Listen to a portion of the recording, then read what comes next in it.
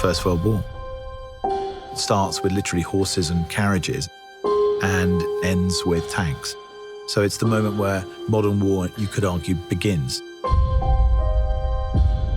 From the very beginning, I felt this movie should be told in real time.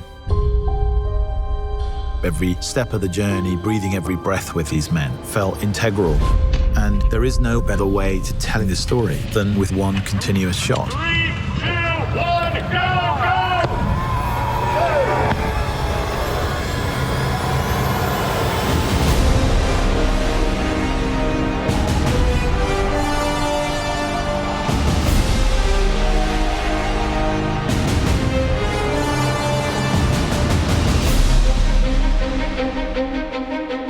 From the first moment I talked to Sam about the idea of it as a one-shot movie, I knew it was going to be really immersive. It's meant to make you feel that you are in the trenches with these characters. The film in itself is a slice of time. These two young men get sent on a mission to deliver a message to stop an attack. Action!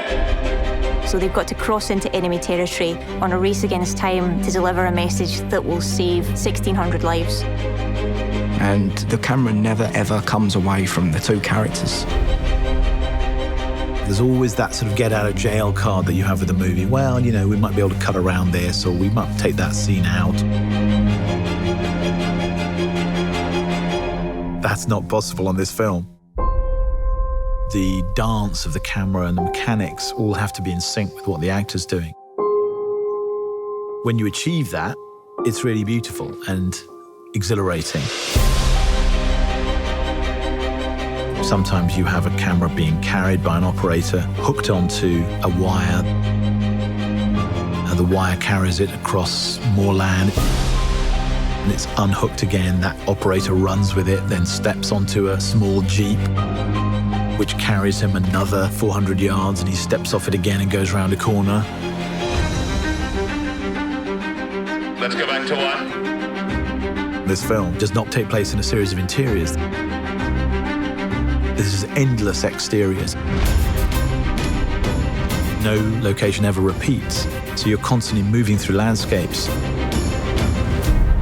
Being such an exterior movie, we're very dependent on the light and the weather. And we kind of realized, well, for a start, you can't really light it. Action!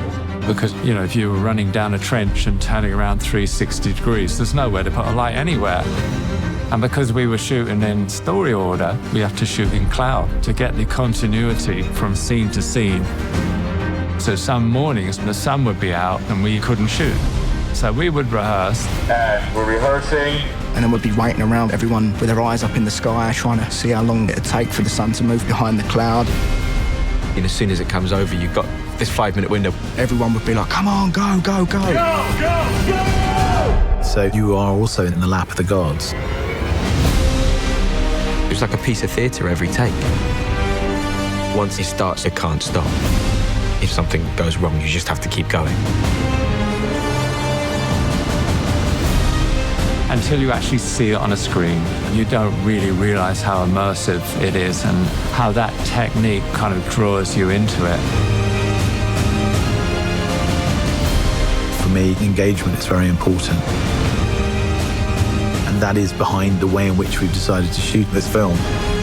I wanted people to understand how difficult it was for these men. And the nature of that is behind everything.